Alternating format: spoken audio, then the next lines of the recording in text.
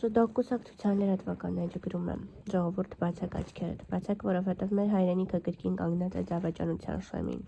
Նրանք փակեցին Վարդան Ղուկասյանին, բայց իրականում նրանց թիրախը դու ես, քո երեխան է, քո ընտանիքն է, քո հայրենիքն է։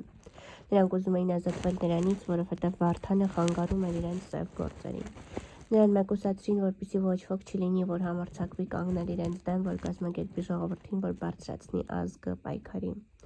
Հարց տվեք ձեզ, եթե Վարդան Ղուկասյանը դրսում լիներ, կկարողանային այսպես բացահայտ գործել, կկարողանային հանգիստ ծրագրել այս դավաճանությունում, կկարողանային մեր հողերը հանձնելու ծրագրերը կյանքի կոչել։ Ոչ։ Այդ պատճառով էլ նրան փակեցին, նրա ձայնը լռեցրին, որ մենք բոլորս մնանք մենակ,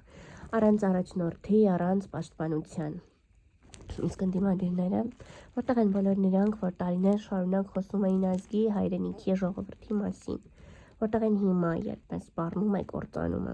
Ոչ մի տեղ, որովհետև այս ամենը նախապես ծրագրված էր։ Նախ փակեցին Վարդանին, հետո սկսեցին հող հանձնելու գործընթացը, հետո բերելու են 300,000 ադրբեջանցիների, հետո քեզ ու քո երեխային դարձնելու են օտար քո սեփական հողում։ Եվ եթե այսօր չպայքարենք, վաղը արդեն ուշ կլինի։ Այսօր է վճռվում մեր ապագան։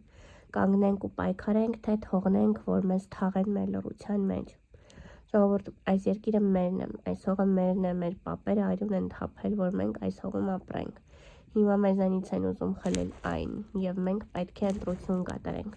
Կպայքարենք, թե կլռենք ու կկորցնենք մեր երկիրը։ Դուրս եկեք, կանգնեք, պայքարեք։